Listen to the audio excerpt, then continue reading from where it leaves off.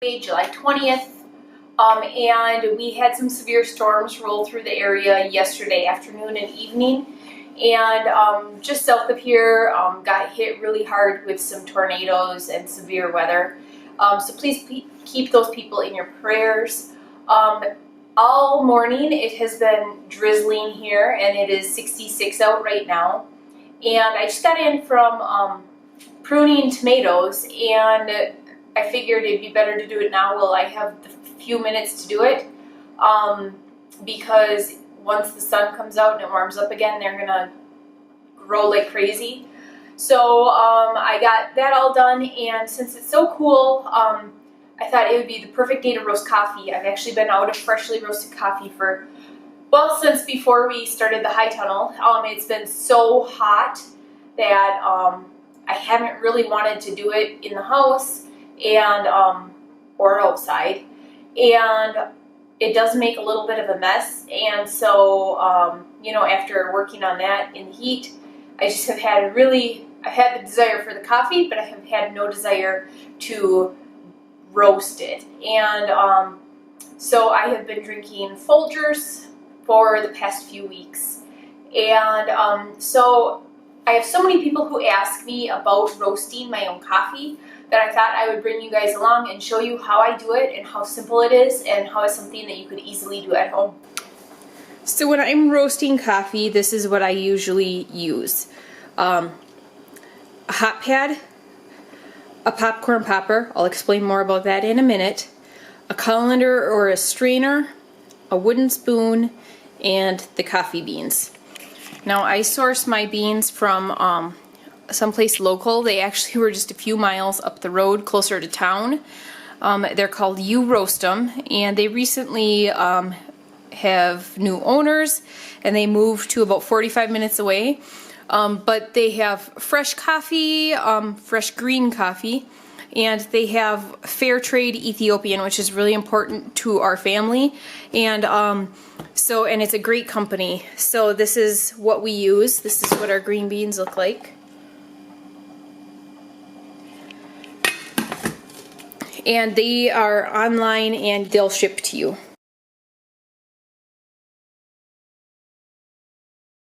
So with a popcorn popper, you want the air popcorn popper, and you want the old school ones where the inside turns around. This one does not have that, so it makes it hard. You can find those ones on garage sales for like dirt cheap. I thought this one, when I originally bought it, had that in it. I thought I found it on Amazon, and it ended up not. So if you have one of those, you don't want to use it on popcorn and coffee. Once you switch to coffee, you want to keep it on coffee, because it's going to have that strong coffee flavor to it. So I will show you what I do, because we do not have the air one. If you had the air one, it would make life super easy. You wouldn't have to stir with the wooden spoon or anything like that. So, but this is how I roast all of my espresso beans, and we also grind it for our brewed coffee as well. So if you had a popper that spun it around, you would not need to do this with the hot pad and the wooden spoon. This was just my solution for not having the right piece of equipment. So what we're going to do is I'm just going to stir it, and we're listening for what's called the first pop. And that means that you're starting to get your beans roasted.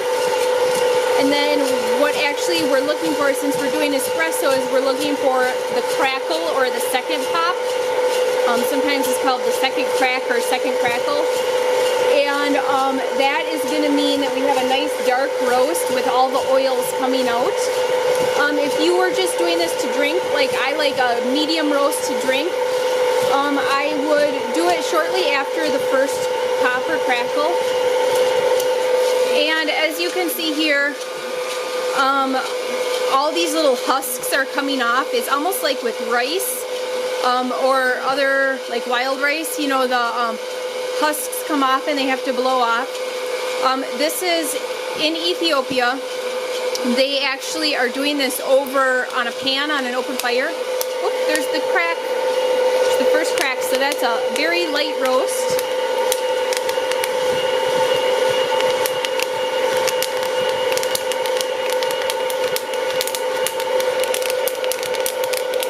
We're still at the light roast stage.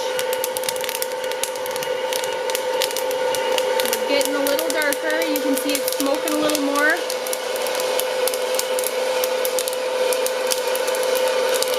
We're about to crackle. There's that crackle. And as you can see, we have a very dark roast, and that is what we want. That's going to give us a French roast or an espresso. And then so we take that and we dump it in the strainer.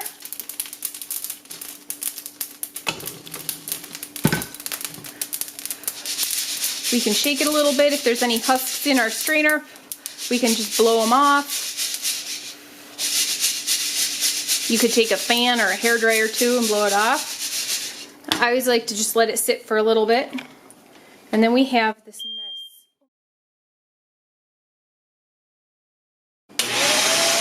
So then to clean up, I just take the hose on the vacuum. Now we just had the smoke alarm going off, so I had a fan going from this window next to me, and so this got spread out a little bit more than usual. Usually the mess is pretty contained. There we go. So then there it is. We have to let it cool off. But, and some people recommend that the flavor peaks 24 hours after roasting it. But I honestly can never wait that long. So what I do is I just take each batch after it's cooled somewhat. I take it from the strainer and I pour it into a container, and then that way I can use this for the next batches. And so here's what I have so far, and it is looking amazing. So this is going to be for espresso beans for our espresso machine, and I will do a lighter roast for brewed coffee as well.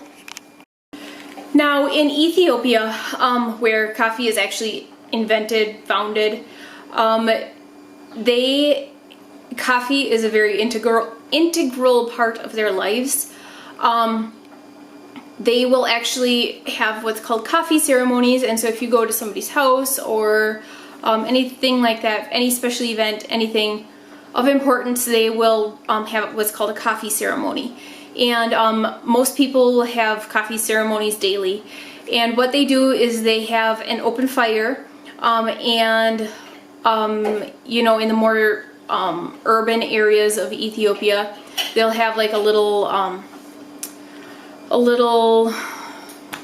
what are those called? Like an indoor little fire, and they will have a pan over the fire, and they will roast the coffee beans in the over the hot flame, and they will stir it around. They're constantly stirring it, and then once it starts to get to the crackling point and everything, they'll actually like pick it up and almost shake it, and then they'll blow all the husks off.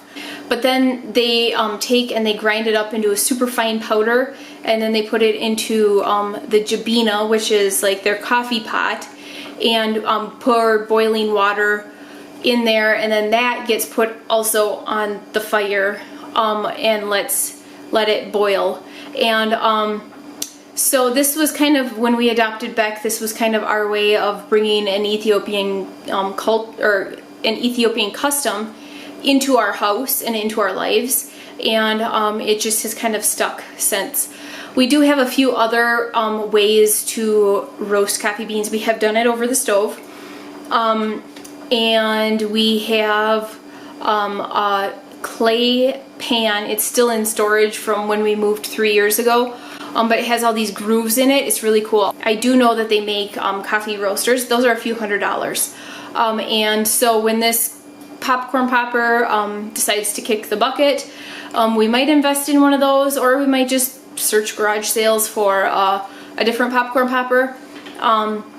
The actual coffee roasters have everything you need, you know, so you don't need the hot pad, you don't need the wooden spoon, you don't need to vacuum up the husks because they're already like contained and off and everything. So that's just another option as well. But I have enough here for probably of maybe 4 or 5 days worth of espresso. And so I'm gonna do a couple more batches and then I'm going to do enough for brewed coffee for the week. So then, you know, in all, it'll be about probably the 2 or 3 weeks.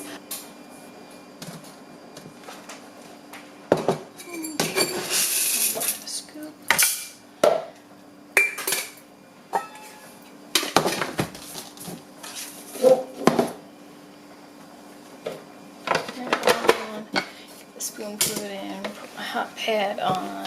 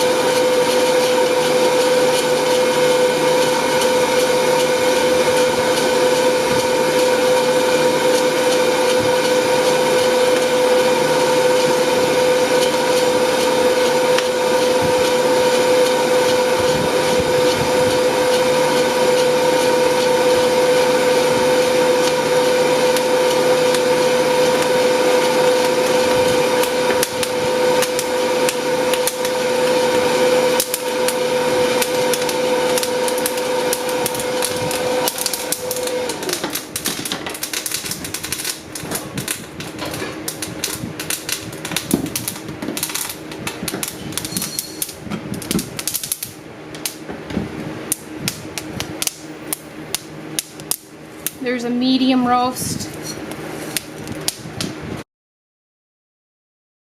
So this is the blend that I made. It's got a little bit of light roast in it, mostly medium roast with a little bit of dark roast in it for a little extra flavor.